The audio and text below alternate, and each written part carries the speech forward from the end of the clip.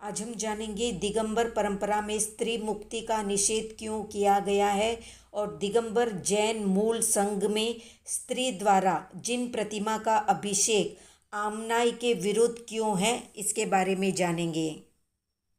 तो दिगंबर जैन मूल संघ में स्त्री की मुक्ति का निषेध किया गया है या स्त्री मुक्ति को नहीं माना गया है। सम्यक दृष्टि जीव किसी भी स्त्री पर्याय में जन्म नहीं लेता, क्योंकि शास्त्रकारों ने उसे निंद्य पर्याय माना है। स्त्री के उत्तम सहनन यानी मजबूत शरीर का संस्थान नहीं होता है। स्त्री के छठा गुणस्थान नहीं होता। स्त्रियां 16वें स्वर्ग से ऊपर 9 ग्रेवेयक में नहीं जाती, अर्थात अहम इंद्र नहीं होती, जबकि अभव्य जीव भी 9 ग्रेवेयक में चला जाता है। स्त्री के निसंक ध्यान नहीं होता है। स्त्री वस्त्र त्याग कर नग्न दिगंबरी दीक्षा नहीं धारण कर सकती। उसके सर्व अवधि परम अवधि और मनः पर्यज्ञान नहीं होता है। स्त्री आरिका यानी उपचरित महाव्रती होने पर भी खड़े होकर आहार नहीं ले सकती है।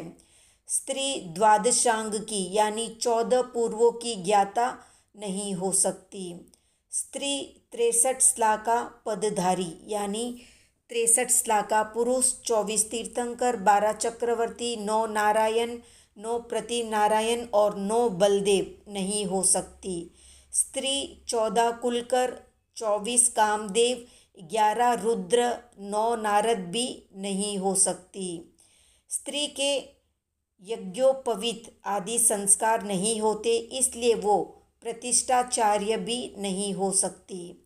स्त्री गणधर नहीं हो सकती। उसके संभिन्न श्रोतृत्व और चारण आदि रिद्धियाँ नहीं होती।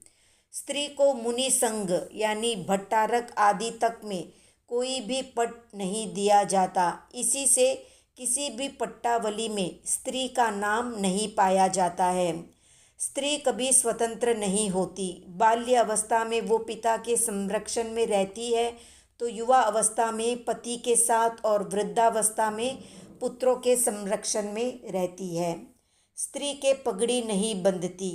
पिता के पट पर उसका भाई बैठता है और पति के पट पर उसका पुत्र। स्त्री बारात और शमशान घाट तक नहीं जाती। स्त्री पर पुरुष को नहीं छू सकती। इसी से मुनि की वंदना भी उसे 5-7 हाथ दूर से करना बताया गया है। यही नियम चैत्य वंदना पर भी लागू होता है। स्त्री के एक पिता होता है। विवाह होते ही उसका गोत्र बदलकर पति का गोत्र हो जाता है। संतान का अधिकारी भी उसका पति ही होता है। परिचय में भी बलिद्यत ही लिखी जाती है। स्त्री की शारीरिक रचना में वो प्रति मास 4 दिन तक रजस्वला होने से अशुद्ध रहती है। योनि स्राव तो प्राय नित्य ही बना रहने से गुप्त अंगों में सूक्ष्म लब्ध्य पर्याप्त जीवों की उत्पत्ति होती रहती है। तो ये 20 कारण बताए गए हैं स्त्री मुक्ति न होने के और स्त्री के द्वारा जिन प्रतिमा का अभिषेक न करने के। आज का प्रश्न है, वर्तमान में श्वेतांबर तेरापंथ के मुख्य आचार्य कौन है? कमेंट में बताएं। वीडियो पसंद आया तो लाइक, शेयर, सब्सक्राइब करिए।